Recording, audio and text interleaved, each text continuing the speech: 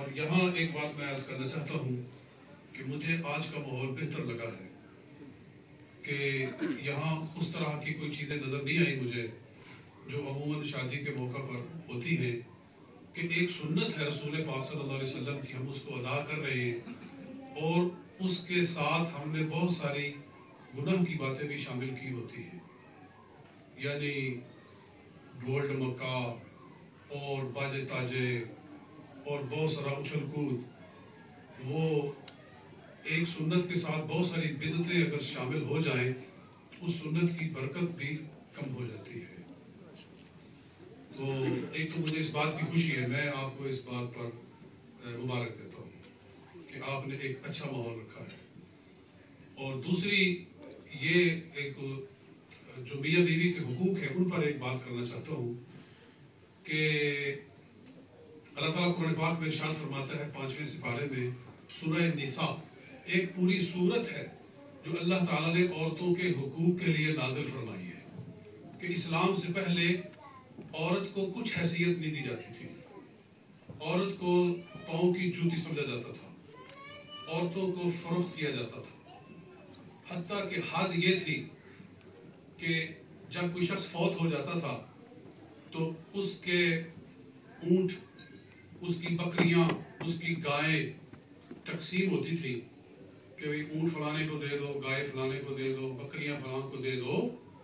اسی طرح اگر اس کی بیویاں ہوتی تھی ایک یا ایک سے زائد تو ان کے بارے میں بھی فیصلہ کیا جاتا تھا، یعنی عورت کا کوئی اختیار نہیں تھا، کوئی حق نہیں تھا۔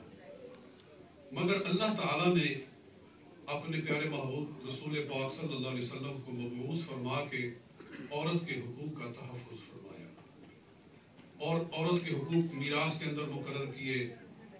میاں بیوی کی حیثیت سے جو عورت کے حقوق ہیں وہ اللہ تعالیٰ نے بیان فرمائے۔ وَعَلَى الْمَوْلُودِ لَهُ رِزْقُهُنَّ وَكِسْوَتُهُنَّ بِالْمَعْرُوفِ، اللہ تعالیٰ سورہ بقرہ میں ارشاد فرماتا ہے کہ مرد کے اوپر لازم کیا گیا ہے عورت کا لباس اور اس کی خوراک، اور ایک جگہ اللہ تعالیٰ 28ویں پارے میں ارشاد فرماتا ہے کہ أَسْكِنُوهُنَّ مِنْ حَيْثُ سَكَنْتُم مِّن وُجْدِكُمْ، کہ جس طرح کی تمہاری رہائش ہے اپنی گنجائش کے مطابق عورت کو رہائش بھی دو، یعنی اس کے نقل و نفقہ کا، اس کی رہائش کا بندوبست اللہ تعالیٰ نے مرد کے اوپر لازم فرمایا ہے۔ مگر اس کے ساتھ اللہ تعالیٰ نے یہ بھی ایک حیثیت مرد کی متعین فرمائی ہے۔ اللہ تعالیٰ ارشاد فرماتا ہے کہ جیسے مردوں کے حق ہے ایسے عورتوں کے حق ہیں۔ وَلَهُنَّ مِثْلُ الَّذِي عَلَيْهِنَّ، کچھ عورتوں کے حقوق ہیں، کچھ عورتوں کے فرائض ہیں، اس طرح کچھ مرد کے فرائض ہیں، کچھ مرد کے حقوق ہیں۔ مگر اللہ تعالیٰ نے گھر کا سربراہ مرد کو بنایا ہے۔ یہ بات ابھی ہم بچی کے پاس بیٹھے ہوئے تھے اور اس سے ہم نے سائن والا لیے، یہی ایجاب و قبول کروایا، وہاں بھی میں نے یہ بات بتائی بچی کو۔ اللہ تعالیٰ ارشاد فرماتا ہے الرجال قوامون علی النساء، کہ مرد اپنے گھر میں عورتوں پر اور بچوں پر، اپنی بیوی پر اور اپنے بچوں پر حاکم ہے۔ اللہ تعالیٰ نے گھر کا نظام مرد کے ہاتھ میں دیا ہے۔ فرمایا الرجال قوامون علی النساء بما فضل اللہ بعضهم علی بعض، جیسے کہ اللہ تعالیٰ بعض کو بعض پر فضیلت عطا فرماتا ہے، اس طرح اللہ تعالیٰ نے شوہر کو بیوی پر فضیلت عطا فرمائی ہے، اور اس رولنگ پاور اللہ تعالیٰ نے مرد کے ہاتھ میں دی ہے۔ وَبِمَا أَنفَقُوا، اور یہ کیوں ہے، کیوں اس شوہر کو سربراہ بنایا گیا ہے گھر کا، کہ وہ مال خرچ کرتا ہے، یعنی مالی ذمہ داریاں اس کے اوپر ہیں۔ فَالصَّالِحَاتُ قَانِتَاتٌ حَافِظَاتٌ لِلْغَيْبِ بِمَا حَفِظَ اللَّهُ، تو نیک بیوی وہ ہے جو اپنے شوہر کی اطاعت کرتی ہے۔ فَالصَّالِحَاتُ، جو نیک بیویاں ہیں وہ کون ہیں؟ قانتاتٌ، جو اطاعت گزار ہیں۔ حافظات للغیب بما حفظ اللہ، وہ شوہر کی غیر موجودگی میں اس کے گھر کی اسی طرح حفاظت کرتی ہیں جیسے اللہ نے حفاظت کا حکم فرمایا ہے۔ تو عورت کی ذمہ داری گھر کی حفاظت لگائی گئی ہے۔ عورت کی ذمہ داری یہ ہے کہ گھر کی نگرانی کرے، گھر کی حفاظت کرے۔ شوہر کی یہ ذمہ داری لگائی گئی ہے کہ وہ مال کما کر لائے اور اپنے بچوں کو اور اپنی بیوی کو کھلائے، یعنی گھر سے باہر کی ذمہ داریاں مرد کے اوپر، اور گھر کے اندر گھر کی نگرانی جو ہے وہ بچوں کی تربیت وغیرہ، اس میں عورت کو ذمہ داری عطا کی گئی ہے۔ تو اللہ تعالیٰ نے مرد کو حاکم بنایا ہے، بیوی کو اور بچوں کو اس کا محکوم بنایا ہے، اس کا زیر دست بنایا ہے، انڈر کنٹرول بنایا ہے۔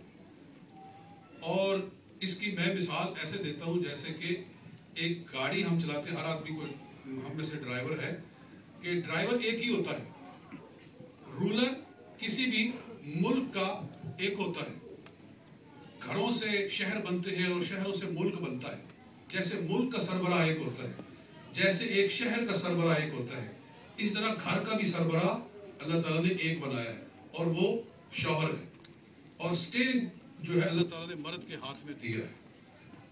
تو بیوی کا کام ہے، بیوی پیسنجر سیٹ کے اوپر بیٹھنے والی ہے، اس کو بھی سارا ویژن نظر آ رہا ہے، اس کو چاہیے کہ اپنے شوہر کو مشورہ دے کہ گاڑی ایسے چلاؤ، آگے کو کھڈا آ رہا ہے، دائیں ہو جاؤ، بائیں ہو جاؤ۔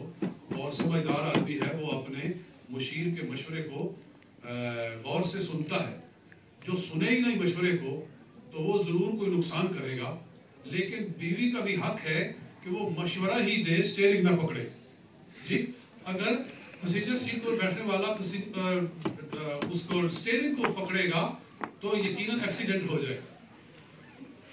تو میں یہ مثال دے کر سمجھا رہا ہوں کہ اللہ تعالیٰ نے گھر کا نظام کس طرح مرتب فرمایا ہے۔ یہ گورے ہیں جو کہتے ہیں کہ دونوں ایکول ہیں، مرد اور عورت جو ہے دونوں کا یہ برابر کوئی سربراہ نہیں ہے، لیکن اللہ تعالیٰ نے بہرحال سربراہی مقرر کی ہے، اس کے بغیر نظام چل نہیں سکتا۔ اور اللہ تعالیٰ نے قرآن پاک میں ارشاد فرمایا ہے کہ تم سے سوال ہوگا تمہارے بارے میں بھی اور تمہارے گھر والوں کے بارے میں بھی۔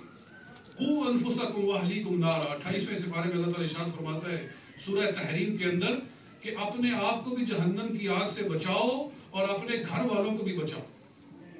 یعنی مرد کے اوپر لازم ہے کہ خود بھی نیکی کرے اور اپنی بیوی کو بھی اور بچوں کو بھی نیکی کا حکم دے۔ اگر وہ ایسا نہیں کرتا اور اس کے حکم نہ کرنے کی وجہ سے اس کے بچے بہک جاتے ہیں، اس کی بیوی جو ہے وہ راہ حق سے، راہ راست سے ہٹتی ہے، تو جہاں ان کو گناہ ہوگا وہاں سربراہ خانہ کو بھی اس کا گناہ ہوگا۔ بچے اگر نمازی نہیں بنتے، کیونکہ باپ ہی نمازی نہیں ہے، وہ خود ہی نماز گزار نہیں ہے، تو اگر بچے بھی نماز نہیں پڑھیں گے تو ان کا بھی گناہ ان کے باپ کے سر پر آئے گا۔ بیوی نماز نہیں پڑھتی ہے، پردہ نہیں کرتی ہے، سر پہ کپڑا نہیں لیتی ہے، تو اس کو تو گناہ ہو ہی رہا ہے کہ وہ بے پردہ پھر رہی ہے، اور بے پردہ سر سے چادر اتار کر پھرنا یہ کوئی چھوٹا گناہ ہے۔ نبی پاک صلی اللہ علیہ وسلم نے شب معراج عورتوں کو دیکھا کہ جن کو بالوں سے لٹکایا گیا تھا۔